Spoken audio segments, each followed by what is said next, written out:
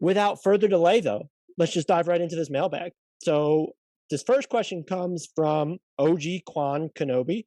Asks, what does OG Anunoby got to do to make an all defensive team?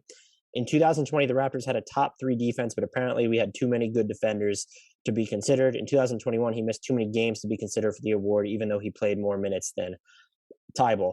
So I had OG Anunoby on my mock all defense team. And when when you want to look at minutes played, I think that's fine for some awards, especially when you're trying to split hairs with MVP. I don't worry about the differential as much when you're looking at all defense, maybe all rookie, even all NBA a little bit. At the same time, OG Anunoby might be the best on-ball defender in the NBA right now, and the Raptors had him everywhere. There were just lineups where he would defend fives, even though Pascal Siakam was on the court.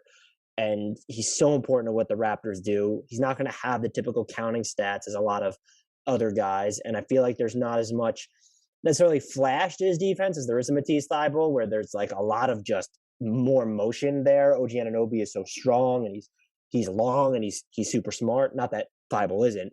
So I think that goes into it. I think what OG Juan Kenobi brought up a great point of is when you're on a team that has so many good defenders, though, it dilutes conceptually your impact.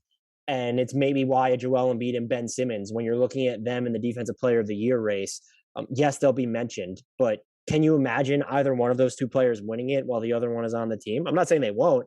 It just feels like it's a little bit more difficult, sort of like the two MVP on your team, where it's like Kevin Durant or James Harden. How are we going to discern between them, and like Kyrie's on that team as well moving forward? That's not a perfect answer, of course, because defense is a lot different, and you're just looking at the scope of OG Anunoby's assignments.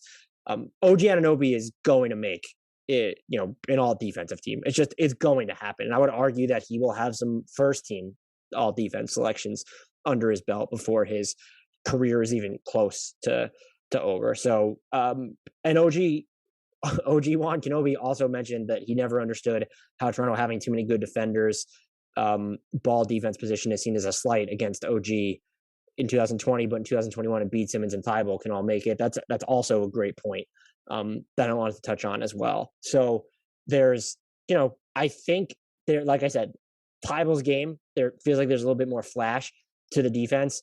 I also think voters are going to look at teams that were really good, and the Raptors they definitely underachieved last year. They had the COVID issues, they have the injury issues, and then, for a third of the season, they just flat out weren't trying to win. And I think that goes into it as well, that voters like to single out guys that are going to be on good teams. That is certainly just not always the case, but I do think that's part of it. To me, though, he deserved to make it, but you also get to a point where you are splitting hairs. I wouldn't use the minutes discrepancy. I think it was 500 and change last time I checked. I meant to pull that up among all the windows that I have open.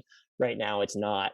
So, yeah, he's an all defense guy to me. I wouldn't even take it as a slight. It's just there's only two teams for that, and it's so hard to quantify and even qualitatively measure defense just as observers, as media members, because most of us, and throwing myself in there, who does not have a vote, to be clear. So we just don't have a lot like the defensive knowledge as coaches, or even, as certain other media analysts have.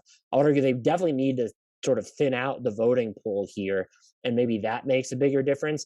But yeah, I just don't read too much into it. It's sort of a nice award to get, but to me, it doesn't take away anything from what OG Anunoby does. And he's going to be just a sleeper most improved player pick this year, because I think he gets more ball control on offense given the structure of the Raptors right now.